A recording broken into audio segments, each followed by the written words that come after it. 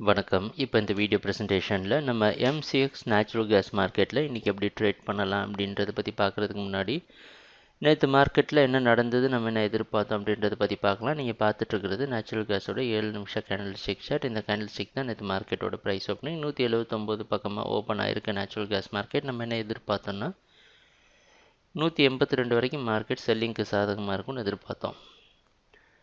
Market ஓப்பனர்லேருந்து சைடாக move ஆகிட்டு இருந்தது. படிப்படியாக 182 வரைக்கும் போய் 183ல் நம்ம எதிர்பார்த்த ஸ்டாப் லாஸையும் ட்ரிகர் பண்ணிவிட்டு தொடர் ஏற்றத்தை கொடுத்து 188 வரைக்கும் போய் 86ல் க்ளோஸ் ஆகிருக்கு.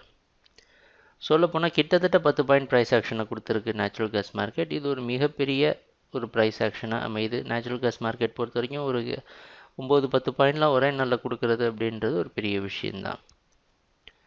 நம்ம எதிர்பார்த்தது நேற்று நடக்கலை. எதனால், இன்றைக்கி என்ன செய்யலாம் அப்படின்றத பற்றிலாம் இப்போ பார்க்கலாம். இந்த ஸ்கேலை கொஞ்சம் அப்படியே சின்னது பண்ணுறேன், நமக்கு தெளிவான ஒரு ட்ரேடிங் திட்டம் கிடைக்கணும் அப்படின்றதுக்காக. அதில் பார்த்திங்கன்னா நேச்சுரல் கேஸ் மார்க்கெட் 198லேருந்தே சரிவு சந்திச்சிட்ருக்கு. அதில் 192 அப்படின்ற இடத்துல இருந்து தான் நம்ம மார்க்கெட்டில் தீவிரமாக செல்லிங்க்கு சாதகமாக ட்ரேட் பண்ண ஆரம்பித்த ஏரியா. நடுவில் நின்ன இடம் 186-88.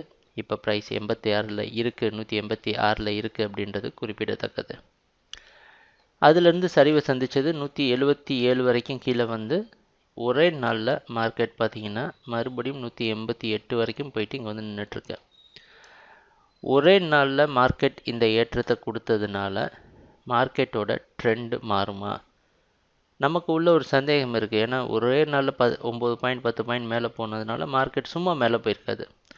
அந்த அளவுக்கு கீழே பையிங் இருந்திருக்கும், ப்ராஃபிட் புக்கிங் இருந்திருக்கும். ப்ராஃபிட் புக்கிங் இருந்தாலும் ஒரு ரீட்ரேஸ்மெண்ட் கன்சாலிடேஷன் கூட கொடுக்காம ஒரே நாளில் மேலே ஏறினதுனால நமக்கு ஏகப்பட்ட குழப்பங்கள் இருக்கலாம். ஏன்னா இந்த 186 அப்படின்றது இப்போ நமக்கு ஒரு கஷ்டமான இடமா அமையுது. இங்கே பை பண்ணலாமா செல் பண்ணலாமான்னு சொல்கிறதே ஒரு கேள்வியான ஒரு விஷயமா இருக்குது. சரி, இப்போ ஒரு உதாரணத்துக்கு 186ல் பை பண்ணலாம் அப்படின்னு வச்சுருப்போமே. 186ல் பை பண்ணிவிட்டு என்றைக்குமே நம்ம ட்ரேடிங் ஐடியா போடுறது லாப எண்ணத்தை விட நஷ்டம் வந்தால் நம்ம அடுத்த என்ன செய்வோம் அப்படின்றத பற்றி தான் நம்ம அதிகமாக சிந்தனை செய்கிறோம். நஷ்டம் வர்றது முக்கியம் இல்லை.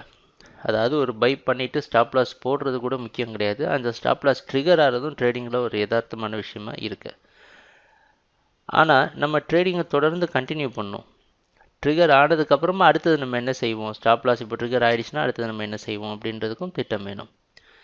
186ல் பை பண்ணிட்டு 182ல் ஸ்டாப் லாஸ் போட்டு மார்க்கெட் மேலே போகாமல் கீழே வந்து ஸ்டாப் லாஸை ட்ரிகர் பண்ணிடுச்சு அப்படின்னா அடுத்தது நம்ம என்ன செய்வோம்? 186 ரெசிஸ்டன்ஸாக வச்சு மேலே ஸ்டாப் லாஸ் போட்டு தான் ட்ரேட் பண்ணுறதுக்கு ஒரே வாய்ப்பு தான் உண்டு. மறுபடியும் பையிங் இருக்குன்னு நினச்சி கீழே ஸ்டாப் லாஸ் போட்டு பண்ண முடியாது. ஏன்னா மறுபடியும் கீழே வந்து ஸ்டாப் லாஸ் ட்ரிகர் ஆகிடுச்சு அப்படின்னா நீங்கள் முழுக்க ட்ரெண்டுக்கு அகெயின்ஸ்டாக ட்ரேட் பண்ணியிருக்கீங்க அப்படின்றது உறுதியாயிடும். அதனால் இப்போ பார்த்திங்கன்னா ஒரு 5 பாயிண்ட் ஸ்டாப் லாஸ், மறுபடியும் ஒரு 5 பாயிண்ட் ஸ்டாப் லாஸ் அப்படின்ற இந்த குறுகிய ஒரு ஜோனுக்குள்ளேயே 2 முறை ட்ரேட் பண்ணுறது கூட முக்கியமில்லை. இருந்தாலும் உறுதியாக ட்ரெண்டை பிடிக்க முடியுமான்றதும் மறுபடியும் ஒரு கேள்வியாக இருக்கும். அதனால தான் இந்த ரீட்ரேஸ்மெண்ட் அப்படின்ற வர இடத்துல நமக்கு நிறைய சந்தேகம் வருது, நிறைய பிரச்சனைகளும் வருது. அதனால் இந்த இடத்துல ஒரு பையிங் டெசிஷன் இந்த சமயத்தில் எடுக்கிறது ஒரு சிறந்த ஒரு விஷயமாக அமைகிறது கிடையாது. நைமெக்ஸோட ப்ரைஸ் டைரக்ஷனை பார்க்குறப்ப இன்றைக்கி 186 பக்கமே ஓப்பன் ஆகிறதுக்கு வாய்ப்பு இருக்கிற மாதிரி வெளிநாட்டுக்கு நைமெக்ஸ் மார்க்கெட் வச்சு பார்க்குறப்ப தெரியுது.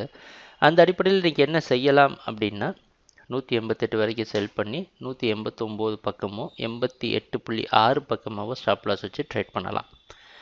எதனால் இந்த முடிவை எடுக்கிறோம் அப்படின்னு பார்த்தோம்னா, அதுக்கு முன்னாடி நாள் 2ஆம் தேதி மார்க்கெட் சரிவை சந்தித்தோடனே இதே ஜோனுக்கு மேலே போக முடியாமல் இருந்து தான் கீழே சரிவாக விழுந்தது.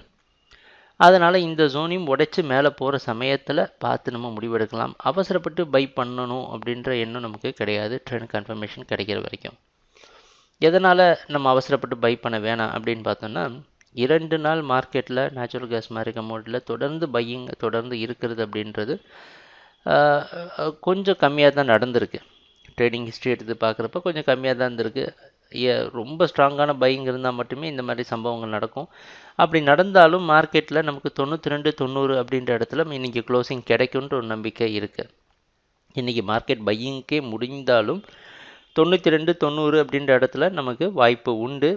அதனால் நம்ம அடுத்த நாளில் மார்க்கெட் 86க்கு கீழே ஸ்டாப் லாஸ் வச்சு பை பண்ணோன்னா 86 ஒரு நல்ல சப்போர்ட்டாக இருந்து இந்த பையிங் ட்ரெண்டுக்கு சப்போர்ட்டாக இருந்து தொடர்ந்து நம்ம பையிங்லேயும் ட்ரேட் பண்ணலாம்.